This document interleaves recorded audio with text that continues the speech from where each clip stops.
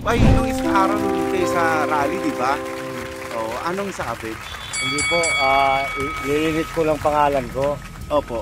Ginuha kami dito sa mga kasamahan ko. Pero para siraan na yung pero wala namang pira-piran laban. Oo. Kaya kami sandaan. Sabi nilang ganun, kunyari, taga-Tarlac ka, sabi sa akin ganun ha. Kunyari, bibigyan kayo ng 2,000, para sa akin yun ha. Tapos kunyari, 300 lang binigay sa'yo, kunyari nagalit ka. Tapos ayun na acting, tapos binigyan kami tag-100. Yung mga sinabi niyo dun sa video, Tinuro lang yun. ha? Tinuro lang sa akin. Tinuro lang sa inyo. Ay, nung isang araw nandun kayo sa rally, di ba? Hmm. Oo, anong sabi? Hindi po, lilinis ko lang pangalan ko. Opo. Ginuha kami dito sa mga kasamahan ko. Pero para siraan na yung pero wala namang pira-piran laban. Oo. Kaya kami sandaan. Binigyan kayo ng pera ng 100 Oo. para siraan yung rally. Hmm. Parang ganon. Sino nagbigay sa inyo? Yung film vlogger para yung yung assistant niya, si Edgar yung naalala ko. Edgar ang kanyang assistant. Oo. Oo. Tapos in-interview kayo. Oo. Anong pagkakasabi sa inyo para... Sasabihin na babayaran kung magkano, taga saan, ganyan. Pasiraan lang. Oo. Eh anong sinabi nyo para manira daw Binayaran kami, ganyan. sa rally? Oo. Oo. Pero hindi naman, kung kayo lang, hindi naman kayo talaga magsasabi ng panin. Wala kaming alam dyan. Oo. So, paano wala kaming alam. Kaya nga eh. Kasi sumikat, Linisin ko lang yung pangalan ko. lilinisin nyo yung pangalan nyo. Dapat hindi ganun yung ginagawa nila para Oo. manira ng tao. Oo. Pero halimbawa, bakit mo naman tinanggap yung pera na 100? Taga rito rin kasi kami, wala kaming mga bahay eh. Siyempre, kaya bilang kapal sa 100, pumayag na kami. Oo. Pero alam nyong mali din. Mali. Oo. Mali, pero ang dapat sisihin dyan, yung nag-vlog. Oo. Diba? Kasi hindi naman sana kami sasama dyan kung hindi siya nagsabi. Gusto ko lang mali sa pangalan ko. Dapat humarap din siya. Oo. Kasi kumakalat din yung Oo. kayo sa social media, di ba? Pati kapag sa pamilya ko, yung hiya na nga ako eh. Di ba? Dapat ang sisihin dyan, yung kumukuha ng video. Basta ang alam ko, kalbo yun eh. Tapos yung assistant niya, si Edgar. Oo. Dapat sisihin nila yung tao. Kasi sa mga kasamahan ko dito, kinuha lang kami dito. Yun na nga eh, akala ko kasi kung maganda, hindi pala maganda. Kaya nagtaka nga ako kung bakit ganun, na pumalat ka agad. Okay. Dapat hindi nila, dapat linisin, dapat humarap sa dito. Para malis ang pangalan namin lahat dito. Oo. Ngayon lang to nangyari sa inyo na... For the first time sa buhay ko to na makita sa social media. Oo, dahil kumakalat nga kayo Pati ngayon. yung pamilya ko to, nagagagal sa akin. Oo. Okay, sige. At least nalinis mo yung pangalan. Oo. Ilinisin natin yung pangalan mo ngayon. Sa lahat na nanonood ngayon, dapat huwag niyo husgahan yung tao na binayaran lang kami. Dapat sisihin dyan yung kumuha sa amin ito ng video, pati yung si Edgar. Oo. Kaya ko naman ituro sila eh. Oo. So, kung alam ko lang na panirang puri lang pala yun eh, Oo. matatanggapin ko. Correct. Di ba? So, Ganun kadali lang yun eh. Oo. Linisin. So tinuruan kayo kung Oo, ano tinuruan sasabihin. kami kung ano sasabihin. Dapat linisin din yung pangalan namin. Hindi yung kami lang maglilinis. Dapat siya rin magsasalita. Ngayon, okay na yan. Malilinis na rin yung pangalan nyo Oo. ngayon dito. Sa lahat naman ng sa lahat ng nagpupusto sa social media, huwag kayo manirang puri sa akin kasi binayaran lang kami. Okay. Ganun kadali lang. Ano masasabi mo doon sa vlogger na nag-interview sa Dapat humarap siya sa akin dito para malaman din niya. Okay. Para makuyog siya dito sa mga tao dito ng ginawa niya. Ang kadali lang yun. Wala kayong mask boss para makita. Hindi po kasi nagkati kasi yung pamilya ko eh. Kaya ako lang magpakita. Oo. Pero ikaw yung may balbas, di ba? Oo, ako yun. Kayong may balbas, Ako oo. Yan. Sige, Totoo. sige. Tapos marami naman kami dito. Hindi lang Marami ako. kayong nakuha. Sobrang marami dami. silang nakuha. Binabayaran kami 100 para magsalita. Akala ko kasi yung malinis siyang gawain, hindi pala. Ngayon, kung masasabi ko sa vlogger, pati kasama si Edgar, pumarap siya sa akin dito para malinis ang pangalan ko. Ganun lang. Sige. Thank you. Oh, Okay po. Panirang puri pala yung ginagawa nila eh. Anong alias nyo? Pangalan? Ang pangalan sa akin dito, Vegeta. Vegeta. Oo. Okay. Si Vegeta, isa sa mga... Okay, thank you, Veg. Sige, thank you. Ano natin boss ha? Boss, pa-confirm lang namin, ito ba yung lumapit sa inyo? Oo, yan. Para kinuha kami para magsalita. Magkano ang binigay sa inyo nito boss? 100 lang yan, hayop na putang ina, makita, bubugin ko pa yung hayop na yun eh. Alam nyo na Ayan. i-upload niya sa social media yung video Hindi namin alam, no comment ako doon para hindi namin alam talaga na ganun pangyayari. Anong sinabi niya sa inyo boss? Yun, sasabihin lang namin kung ano sinasabi niya. Hindi namin alam na panilang puri pala kay pastor yun. Dapat kung alam namin panilang puri yun, puta tatanggapin namin yun. Dapat kung mga ganyan, bigyan proteksyon yung mga tao para lumaban sa taong putang ina yung hayop na yan. Pwede pa kayo-describe sa amin kung ano yung suot niya nung araw na yun? May nakalogo sa kanyang pulis. Pulis daw siya. Yung nakalagay doon na team police, tapos may siya logo ng police dito, dalawa, naka-white. So ibig sabihin itong kalbong na to, nagpapakilala na police. Oo. Team leader daw siya, team leader. Putang ina, kung makita ko dito, bubugin ko to ng hayop na yun eh. Manilang puri pa lang yung ginagawa yun. Kung alam namin, bakit papayag kami sa 100 lang. Diba? Ang gusto lang malalaman namin, bigyan kami proteksyon ng mga tao para madiin ang hayop na yan. Yun ang gusto namin. Para malinis pangalan namin. Ngayon na alam na ng taong bayan na sinuhulan lang pala kayo nito. Ano masasabi nyo ngayon sa taong bayan na galit na galit sa inyo? Huwag kayo maniwala sa vlogger na yan. Putay ng vlogger na yan. Bago kayo maniwala sa vlogger na yan, kami tanongin nyo kung totoo ba siya sabi nila o hindi. Pakita sa amin yung tao na para malaman niya kung anong dinadag namin sa hayop na yan. Baka dito ko pa siya mapatay hayop ng putang vlogger na yan. Pulis-pulis siya, putangin na niya. Pati pamilya namin nasisira dahil sa kanya. Anong masasabi mo sa mga pulis na meron pala silang ganitong kasama, kung totoo man nakasama ng mga pulis to?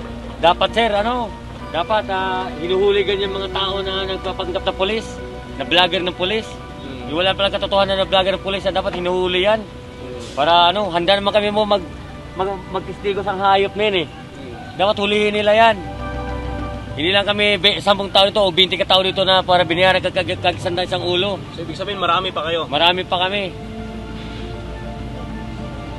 Boss, thank you boss. Salamat kuya. Pero sabi ni Vegeta, gusto lang nilang linawin talaga yung pangalan nila kasi nga parang nagamit lang ata kayo nung... Oo sir, gulat nga lang ako sir eh.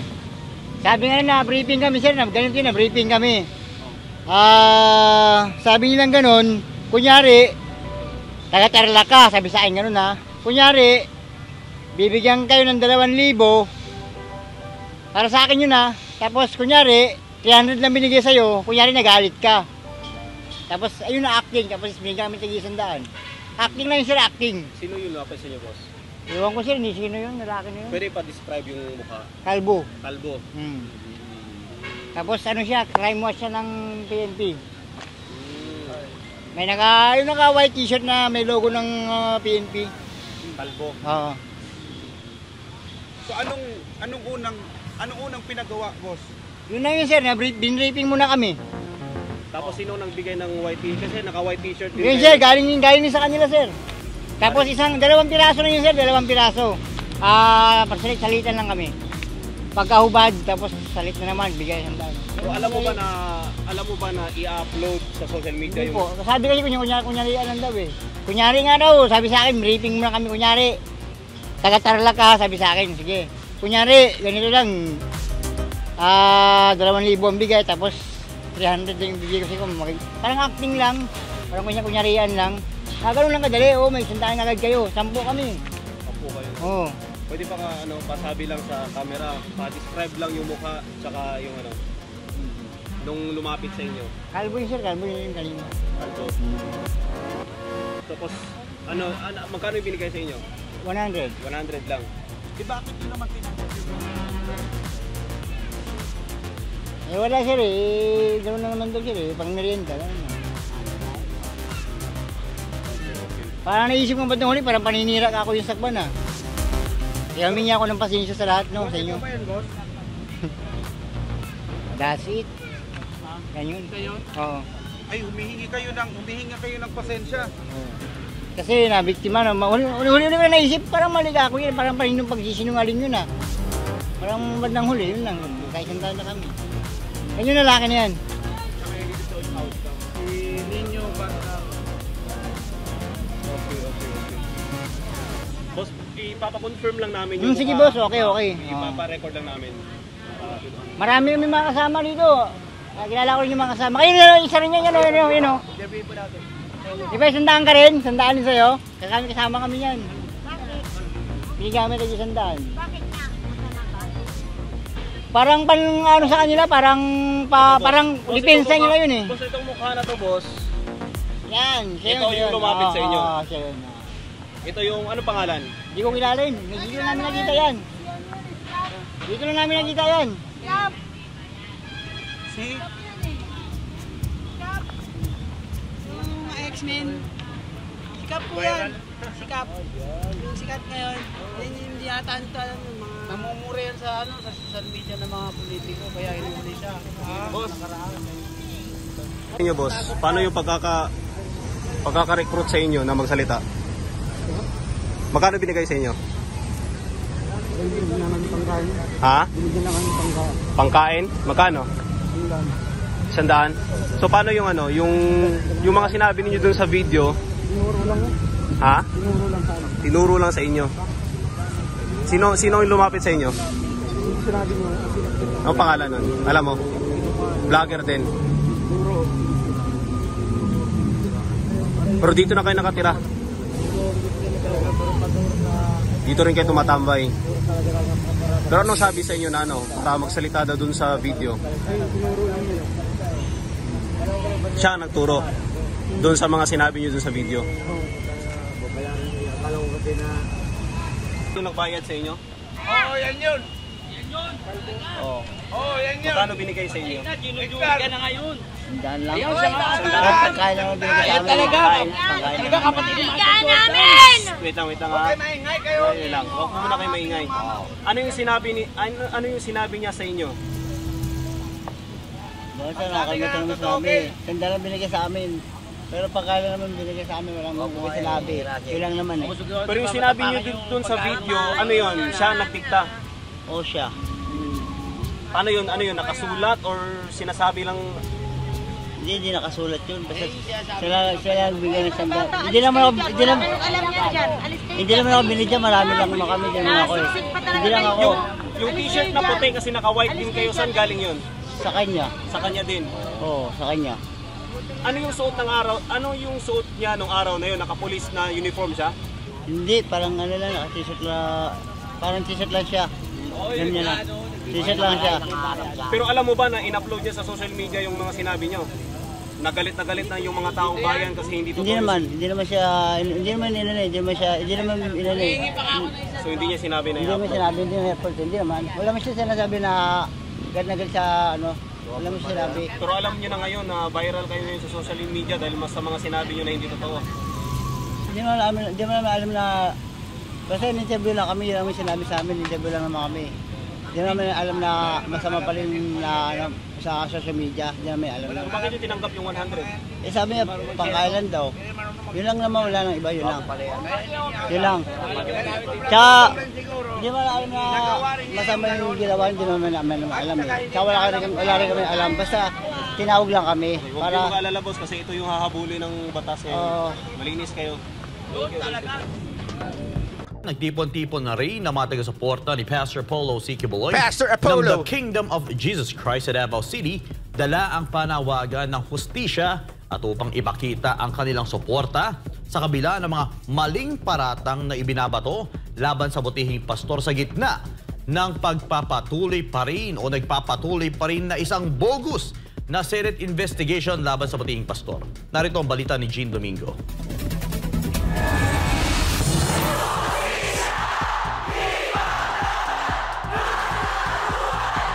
Oh, at least hindi sila nakamask. Hindi, alam mo yun, ma-appreciate mo eh. Kasi alam mo, nakakatakot nga naman yung mga nakamask. Kasi doon, pwede mo, dito kasi, you would recognize them. Oh, ikaw yun ah. Oh, di ba? Tapos ngayon, yung kapitbahay mo. Oh, ba't mo sinusuportahan si Kibuloy? Pwede kang tanungin ng ganun. Hindi, kasi naniniwala talaga ako kay Kibuloy. Oh, pwede yun. Di ba? Respetuhin ko yun. Pero kung nakamask ka, may obvious na yun. Di ba? Justisya! Yan ang nagkakaisang sigaw ng mga sumusuporta at naniniwala at naghihindigan kay Pastor Apollo C. Quiboloy di lamang in Davao City, kundi sa lahat ng panig ng mundo upang makamit ang katotohanan at katarungan. Sa pagpapatuloy ng investigasyon ng Senate Committee on Women, Children, Family Relations, and Gender Equality na pinamumunuan ng left-leaning na senator na si Liza Hontiveros sa mga paglabag umano ni Pastor Apollo C. Quiboloy ng The Kingdom of Jesus Christ, dumagsa ang napakaraming taga-suporta ng buting pastor sa Davao City upang ipananawagan ang hustisya at katarungan para kay Pastor Apollo C. Quiboloy. Ito'y sa patuloy na paninindigan ni Pastor Apollo na wala itong ginawang masama at mali ang mga paratang na ibinabato sa kanya ng mga bayaran at pekeng testigo. Ang mga ito ay nanggaling pa sa iba't ibang bahagi ng lungsod at patuloy na nananawagan sa Kamara de Representantes at Senado na itigil na ang panggigipit sa pastor at idulog ang mga nasabing reklamo sa tamang forum na walang iba kundi ang korte. Coronation Building si Pastor Maigsoon, pero tanawan ninyo unsay ilang gihimo kay Pastor. Unsay ilang gihimo sa atong may gugmaong magbalantay. Kamalinaw na ato diri gigubot na nila. Dili man, dili. Ay. Pero digo. Ayun pala, meron palang translation. Mao na Maigsoon, dili na nato masabtan ang panggobyerno karon. Para kay Cesar Uy, isa sa mga taga-suporta ni Pastor Apollo na sumali sa prayer rally upang makiisa sa panawagang hustisya para sa butihing pastor na nakita niya mismo kung paano na lamang lapastanganin ng Senado ang karapatan ng pastor. Kung mapapansin natin, ang Senado ay masyado ng personal ang kanilang inihain na kaso para kay pastor ang mga investigasyon nila. Ang alam natin, in the aid of legislation, nasaan ngayon ang ile-legislate natin? Are we regulating the church? Kaya kami naghaharap ng katarungan sapagkat napakalaki na ng mga hinanakit. Linawin natin sabay-sabay yung rally ngayon Ito, Davao pa lang ho ito. Meron pa nga ako nakita, Malaysia, kung saan-saan Ng mga taong nagmamahal kay pastor. Kagaya namin, mga supporter kami. Nagtataka kami, bakit nila ginagawa ito? Ano ang gusto nilang marating? Ngayon, nagkaroon ng statement si pastor. Kaya po yun, ang panawagan namin, kailangan i-evaluate natin ito. Hindi ito basta-basta. Ipanalangin natin na lumabas ang katotohanan. Ito rin ang naging sentimento ng iba pang taga-suporta ni Pastor Apollo. Ayun alam mo yun, ito'y respetuhin natin. Hontiveros, sa totoo lang, sablay na sablay ka. Dahil sa'yo, nagwala tuloy ang mga kababayan natin. Dahil, alam mo, hindi naman masama kung idemanda. Alam mo yun, kasi karapatan mo yun. Kung meron kang reklamo, karapatan mo magdemanda. Pero yung ginagawa nyong sirkus sa Senate hearing, na hindi nyo binibigyan ng tsansa, kahit ba sabihin mong umattend, kaya lang hinatulan mo na bago pala ang umattend. Sinabi mo na kaagad guilty. Ano pang aasahan ni Pastor Quiboloy dyan, di ba? Katunayan ng iba sa mga ito ay nagpahayag ng kanilang kahandang humarap sa Senado upang pasinungalingan ang mga akusasyon laban kay Pastor Apollo. Ikaw ang nagbago sa lahat ng Pilipino. Millions of Pilipino, Pastor, binago mo ang kanilang buhay mula sa masalimuot na buhay sa mga bisyos o sa ano pang mga gawaing masama. Ngunit nandito sila ngayon. Pastor, kaisa mo kami. Mamatay, mabuhay. Hindi kami aatras sa laban na ito, Pastor. Itataya namin ang buhay namin para sa iyo, Pastor. Andito kami, susuporta sa anumang uri, Pastor, ng aming makakaya. Karon anaa sa katungdanan sa gobyerno, kamo maminaw mo kanamo kay naami diri. Karon nakita ninyo sa amo kung unsa mi naa diri nga gibalangga ni pastor, giatiman ni pastor, akong upat ka anak, gipaskwela ni pastor, kami tanan naa diri naghiusa, giintak ni pastor aron kami manginabuhi nga malinawon. Sa lahat ng mga witness na nandyan sa Senado, alam ninyo sa sarili ninyo na hindi man totoo ang sinasabi ninyo. Kaya kami nandito ngayon para ipaglaban ang katotohanan, hindi para sa amin, para sa aming minamahal na pastor na wala namang ginawang masama, kundi kundi kabutihan lang. Nandito po kami ngayon sa harapan ninyong lahat mga taong bayan. Ipaglaban ang karapatan at justisya laban sa aming pastor, Pastor Apollo C. Kibuloy. Karapatan po namin. Nayari kayo kay kuya. Ha? Sa sobrang init ng ulo niya, pumipiyok-piyok na. Di ba? Yan ang passion. Parang naano ko sa TikTok to eh. Marinig at nakapunta. Hindi ba ito yung nagre-review ng mga ano? Sa TikTok? Hindi ba siya yun? Sa Supreme Court at pakinggan po kami. Galit na po kami dahil sobra na po ang pinagkagawa ninyo sa amin. Sa kabila ng mga pag-uusig at pagsisikap na pabagsakin ang moral ni Pastor Apollo, ang mga taga-suporta nito, ang mga taong tunay na nakakakilala sa kanya, ay patuloy na naniniwala sa buting pastor. At sa katunayan ay handa silang ialay ang kanilang buhay maipagtanggol lamang si Pastor Apollo sa nagpapatuloy na pang-aapi sa kanya. Nakita na mo yung pagkamaayos mo kasing-kasing. Nakita na mo ang imong giusin mo kami pahigugma mo nang dili jud mo mibiya sa mo pastor. Pastor, salamat kaayo pastor sa imong dakong gugma kanang mo pastor. Dili mi deserve sa imong gugma pero imo kaming giatiman, gialagaan, giampingan mo na karon pastor. Among ibalik ang imong kaayo jud kanang mo pastor. Salamat kaayo kanimo pastor. But this time is the right time for me to defend you, Pastor, for what is truth. Justice will always prevail. Pastor, kami na yung bahala sa inyo. Ipaglalaban namin ang katotohanan. Pastor, kahit ano mangyari, Pastor. Alam mo yon, ito yung sinasabi ko nga, ito na-observe ko lang naman to. Na-observe ko lang naman. Ang layo eh. Ito mga to, alam mong hindi scripted eh, yung pagsuporta nila. Alam mong they really support. Yung kesa doon sa mga witness ni Ontiveros na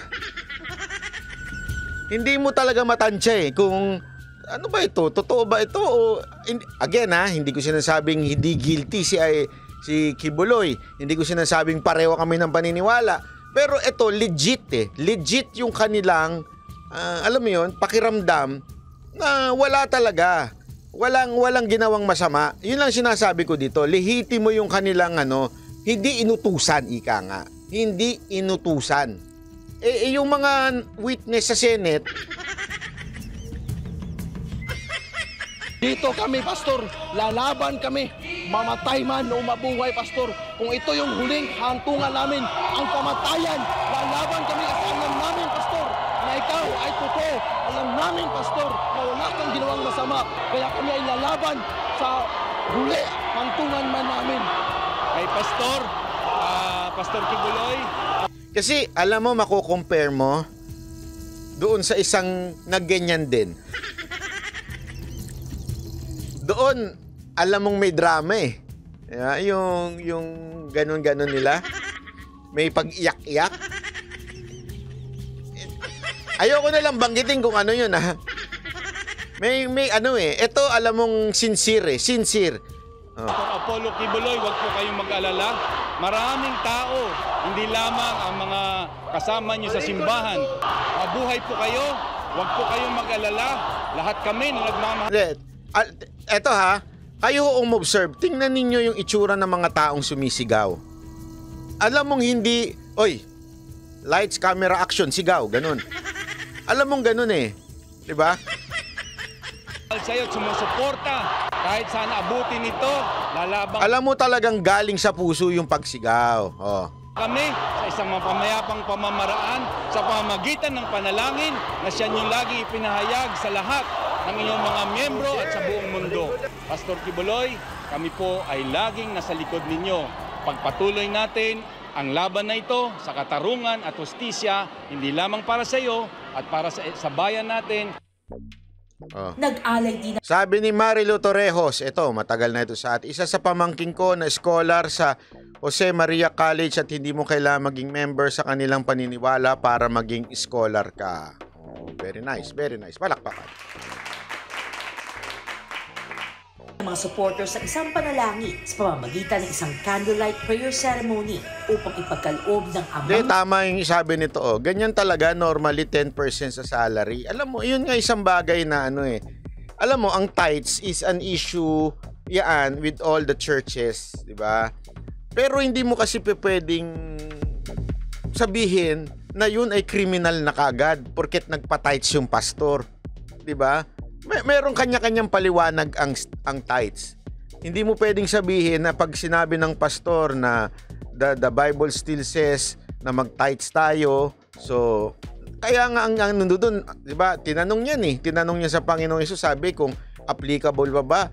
Ang importante kasi doon, cheerful giver ka.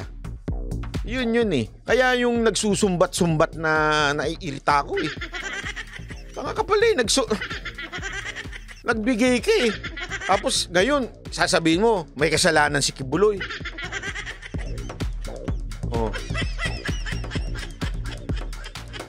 Baka, sabi nito, baka pag inungkat pa ibang relihiyon, mas malaki pa ang kickback. Correct. May iba mas matindi. Hindi, Kanya-kanyang paniniwala yan. Kasi ako, sa totoo lang, yung dating-dati kong pinasukan, na nag-church worker ako doon. Walang bayad doon. Volunteer ho yun. Ang tagal ko naging worker doon, naging head ng worship team, ewan ko pa. Wala akong bayad yun. And I did not complain kasi I'm doing it as a service. And I was changed somehow because of that.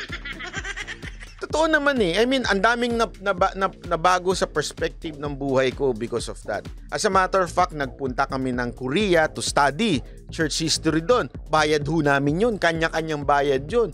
Nagpunta ho ako na US para tumulong din dun sa church na tinatayo na yun. Kanya-kanya hong bayad yun. Pero, etong recent na church na inaatinan ko, ang alam ko, yung worker nila may allowance. So, ganun talaga iba-iba. But it doesn't mean the other church is greater than this church. Or lalong-lalo nang, hindi ibig sabihin, may kasalanan na yung pastor. Porket walang bayad yung worker. Abay, pinasok mo yan Diba? Pinasok mo yan. Nag-volunteer ka. Ginusto mo yun. Nag-commit ka. Tapos bigla ka magagalit. Bakit? Di na ako nakapag-ipon. May kasalanan mo. Diba? Kung sa tingin mo wala ka na palang pera, di wag ka nang pumasok dyan. Anong church? Anong church yun? Church of Banat Bay. Hindi, joke lang. Huwag na natin pag-usapan yun. Anyway, ganun lang. Kaya nga, alam nyo, nung pinakita yung news na yan, sabi ko, sablay ito si Ontiveros. Ang layo na ng Senate hearing niya. Sana pala ang in aid of church organization. Hindi, sana ganun na lang. Di ba? Yun, maintindihan ko pa. In aid of church laws. Di ba? Hindi po ako INC linawin ko lang kasi baka yung basta it's a full gospel church, okay? Hindi po ako INC. So, linawin ko rin, hindi rin po kay baka kasi iniisip ng iba kaya dumidisagree ako kay Pastor Kibuloy. It's because kay Eli Soriano ako. Hindi rin po ako kay Eli Soriano, okay? Linawin po natin 'yon. Para lang wag nating gawing ulitin ko, ang pinaglalaban po natin dito ay wag yung issue ng organization ng church ang ibinibida nito ni Ontiveros o yung rules ng church nila. Ang dapat, ang alam ko kasi, kaya ka nga nandyan, it's para sa mga kabataan na in-abuse. Alam ko yun yung yun yung pinag-uusapan diyan in aid of legislation yun Bakit napunta na sa church? Di ba? Opo, yung mga nagtatanong dyan, dati po akong BOL, ngayon CCF na. Nung nagkaroon ng division ng BOL, napunta ako sa CCF. Okay, pero hindi lang ako active. Huwag nyo nang hukayin. Hinuhukay-hukay nyo pa. Tuloy.